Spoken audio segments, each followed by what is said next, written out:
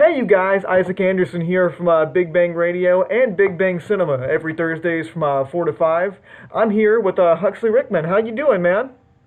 I'm doing quite all right. Just trying to battle the cabin fever as I heal and stay immobile for a while. Oh, man. So I know we were talking about this before the interview, but like, why don't you tell the people at home, like, what happened, man?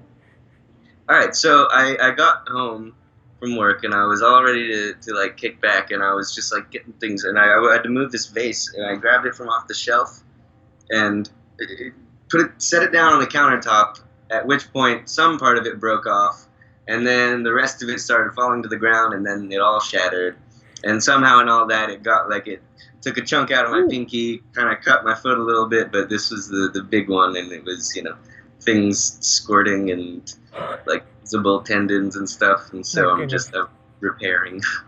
Well, hopefully, man, you can get back to commission because, we all enjoy listening to your music. We play it all the time at the station. So, yeah, I mean, obviously you play some music, and we want to know kind of how did you get into music? This will sound cliche, but like I just can't really remember wanting to do anything else. I was always pretty convinced that being a rock star was the coolest thing you could be. So I was started on piano lessons when I was like 6, and that was fun. It was like a fun introduction to music, but I wasn't all that passionate about piano. But then I started guitar when I was 8, and that's kind of where things started. And had a band all throughout school, all through high school and stuff, and that all kind of just secured the idea that this is what I wanted to be doing. That's cool, man. And so I believe you go to Berkeley, don't you? Yes. And I know you're probably studying, but what are you studying? I'm a songwriting major. Oh, I knew it. So how far along are you in that degree? So I started in the fall of 2014 and did my first 2 years, but for the past year rather, I've been taking a little kind of delayed gap year, and I spent that between Boston and Nashville, Tennessee. But I will be going back as a junior this fall. Oh, well, good for you, man. Congratulations. We're very happy for you. And how would you describe your sound? Like, what's the sound that you kind of go for and aim for? Been trying to work out the label for it, but I think the term like classic rock fed power pop sounds kind of accurate to me, because the music seems to really resonate with the power pop community and those listening to like the old, like Big Star, Badfinger-ish stuff. But I know that like neither myself nor any of the band members are really, too heavily into that stuff, and we all kind of were raised on like classic rock and a sort of eclectic surrounding mix.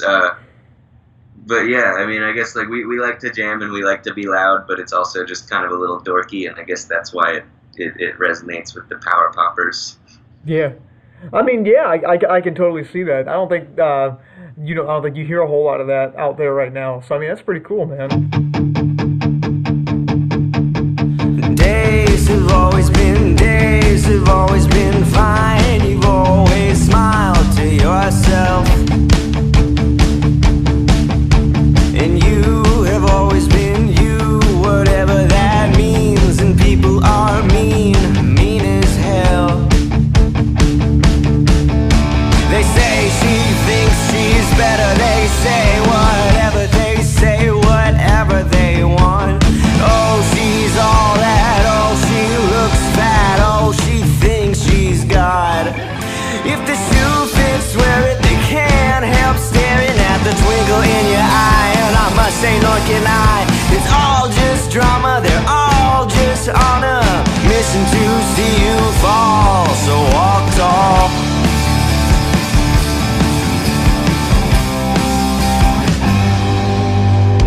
Friends are not real friends. They're playing pretend. They're trying to see how you tick. They try to bring you down, but they don't know how. They think you're playing some kind of trick. They'll never talk to you, but they you're so neat. But you're just having much more fun laughing at the way they think they know what they see. If the shoe fits, wear it, they can't help staring at the twinkle in your eye. And I must say, nor can I. It's all just drama, they're all just on a mission to see you fall. So walk tall, so walk tall. Hey, don't you let them in your head. Just let them bitch and moan instead. Put your blinders on and walk right into town. Ignore the little people trying to get you down. If the shoe fits, wear it, they can't help staring at the twinkle in your eye. And I must say, nor can I. It's all just drama, they're all just on a mission to see you fall. If the shoe fits, wear it, they can't help staring at the twinkle in your eye. And I must say, nor can I. It's all just drama, they're all just on a mission to see you fall. So walk tall, so walk tall, so walk tall, so walk tall. Were your parents musical, or like they don't play any music at all? Like, you have any family members that kind of got you into it? Or? There's definitely some musicianship splashed around the family, but my parents are both just heavily into music, so it was growing up there was always music playing. So I'm very grateful to have been raised on a good diet. But they don't play too much. My dad he used to play bass a little bit, and I think my mom taught herself a little guitar at one point. But other than that, my grandma, she was a big musician. She went to Juilliard, started for keys, I think, and then was told that she should switch to vocals, and so she was an opera singer. She made it on Broadway for a little bit.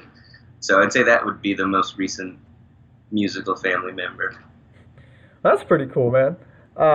So we were watching some of your music videos up here, and I believe it was the song "If the Shoe Fits."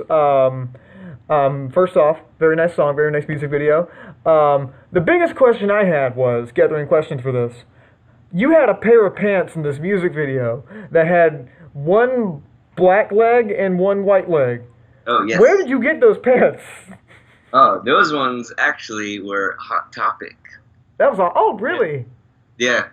No, I won't lie. Yeah, no, but have a good little arsenal of unusual pants. I noticed that, man. I see some of your pictures. You got the American flag pants. You got those pants, and you got the red pants. You got all. Yeah. You're a nice pants wearer. I gotta say, it's really cool. It's a weird compliment to give somebody, but it's true. Cool. No, I'll take it. Yeah, no, a lot of them come from this store in New York called Trash and Vaudeville. But those ones, I was just kind of walking past the Hot Topic and saw in the window that there was a decent selection, so I just had to go. It was an impulse buy. Oh, it was a good impulse buy. It really made an impression. But yeah. Let's continue on your music videos and everything. So I believe you have two main ones I saw. Do you kind of come up with those ideas of the music videos, or do you leave that to kind of different directors and stuff? I did come up with the ideas, because I started sort of without really much of a plan in mind. I didn't know who I would ask to shoot it and stuff, so I just kind of, I spoke to a friend who I noticed had put out a video recently and asked him who did his, because I liked it, and he told me that it was this fella, Derek, Claw Mountain Studios at Emerson College. And so then I got in touch with him, and we just sort of secured a time to do it. And after that, I just kind of listened to the song and figured the safest way to do it was just to kind of literally line by line just figure out what shot I was going to want where. And so I sort of, spit out the ideas without any kind of a, videography knowledge, and then Derek, has the know-how. So it was collaborative, yeah. But definitely a lot of planning scheming. Oh yeah, when you film stuff, man, the planning goes a long way, and I love cool music videos like that. And it seems like in that one, like believe the one where you guys are talking on the phone and the text is on the bottom of it. It went with the song really well. I really like that one. When I realized I was closer than I'd ever been before to losing all control of myself, I smacked myself so hard I almost fell down on the floor. And I shed a tear, cause at that point I could tell that something in the air decided I was gonna pay for having it so good all these years. So the air beat me to the ground most every single day, and still it wouldn't let me disappear. So stay with me and making me feel fine. And I'm truly very glad to be alive. My brain's forgetting how to swim and it's nice. So stay with me and making me feel fine.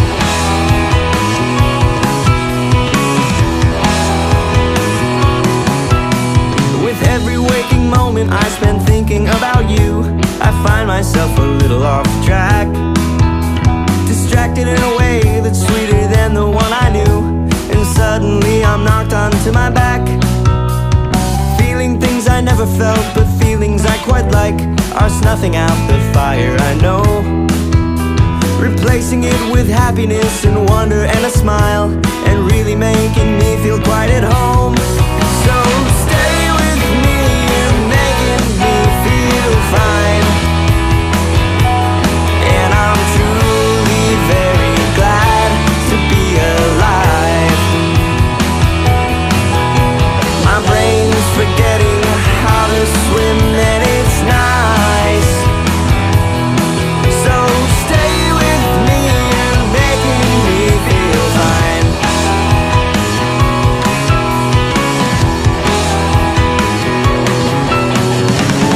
And now I wonder what's ahead. I wanna know what comes next. I'm ready for this. I could get used to your kiss.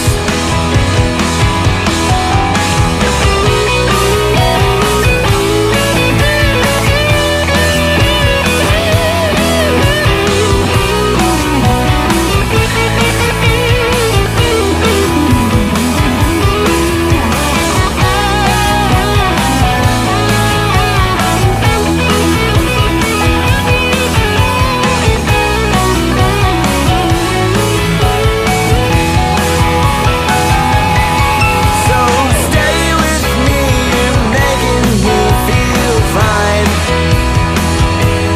And I'm truly very glad to be alive. My brain's forgetting how to swim and it's nice. So stay with me and making me feel fine.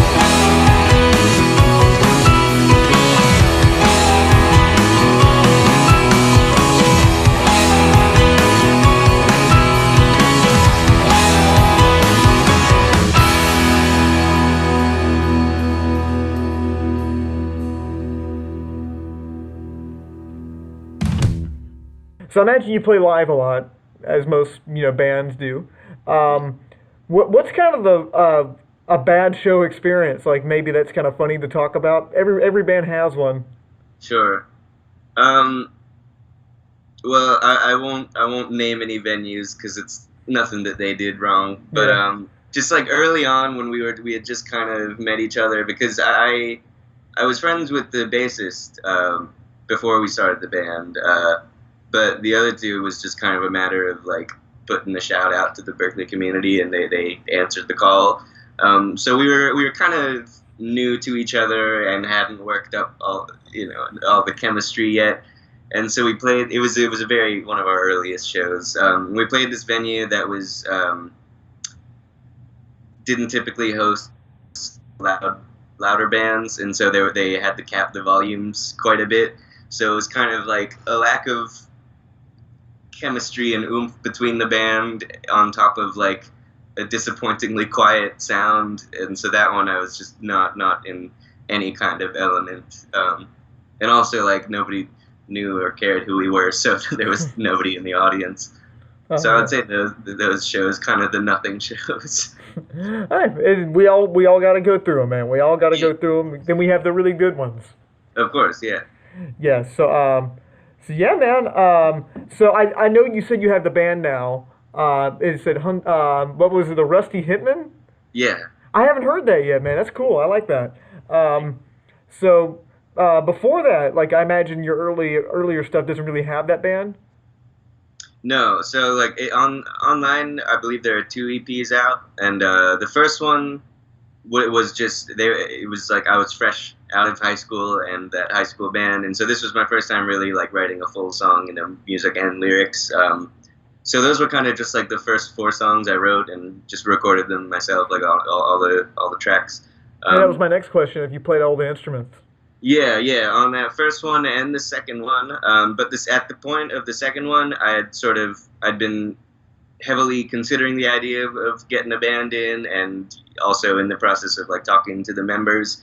So I was aware that like it was heading towards a full band sound, but I was still writing and playing everything. But at the moment, we're kind of sitting on a lot of recorded material that is going to make up a full-length album, and that's going to feature all the band's going to be playing on that one. That's cool, man. Excited to hear it. Send it to us. Cool.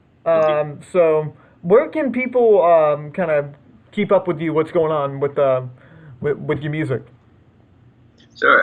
Well, we just not long ago finished our first ever tour, which was a trip around the UK and Ireland with these 2 LA bands called the Armoires and Plastic Soul, and that was an incredible experience. No dead shows there. It was all parties all the way. And for now, after the tour, we all kind of went our separate ways for the summer. But we'll all be back in Boston come September. We have a bunch of shows lined up, and kind of just an indefinite plan for the album release. But the best place to keep up would definitely be on Facebook. Got a website. There's a Twitter somewhere, but the Twitter is history. I hate that website. Oh, wow. Yeah, so Facebook is the way. All right, well, cool, man. So before we go, I got to ask a question. So I'm a huge movie buff. We do a show every single week here that I host called Big Bang Cinema. It comes on every Thursday at 4 to 5.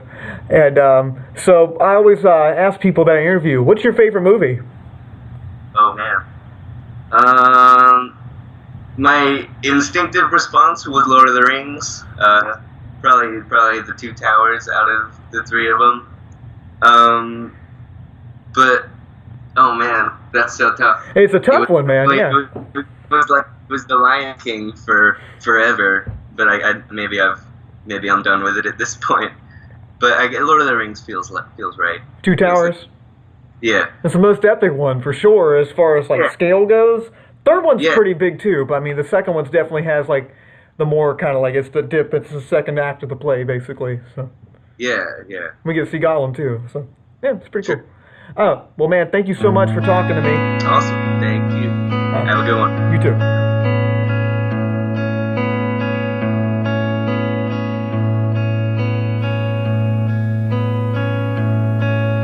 Standing in a corner, it's a spot you've seen before. Despite the busy room, you find yourself a little bored. Bored of knowing no one, can't talk to anyone.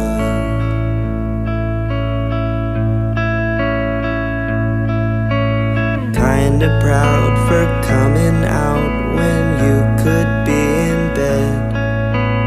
Conversations play out in your pulsing head. Somehow they stay there. You can't talk to anyone.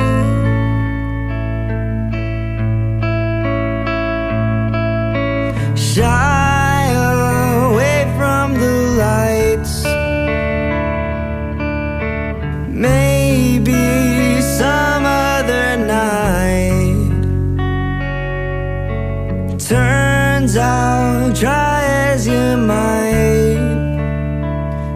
can't talk to anyone.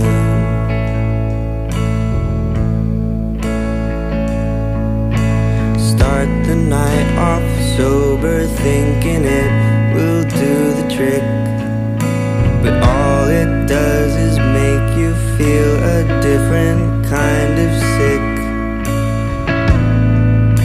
You're clawing at your skin, you can't talk to anyone.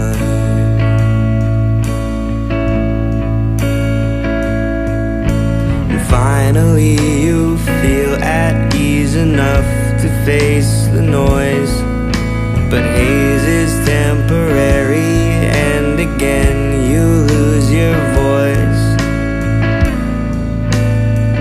Back to the corner, you can't talk to anyone.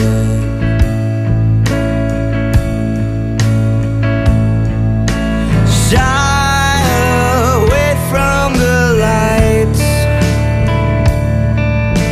maybe some other night. Turns out, try as you might, you can't talk to anyone.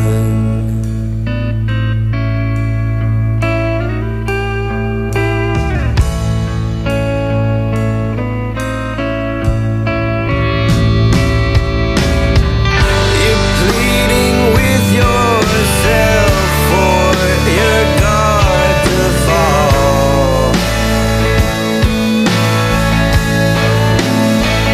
There's no need to get wound up about nothing at all.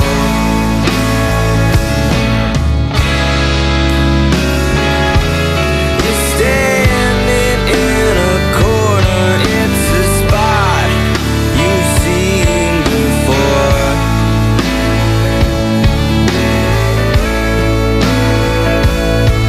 Stepping out might be okay, but you're never sure.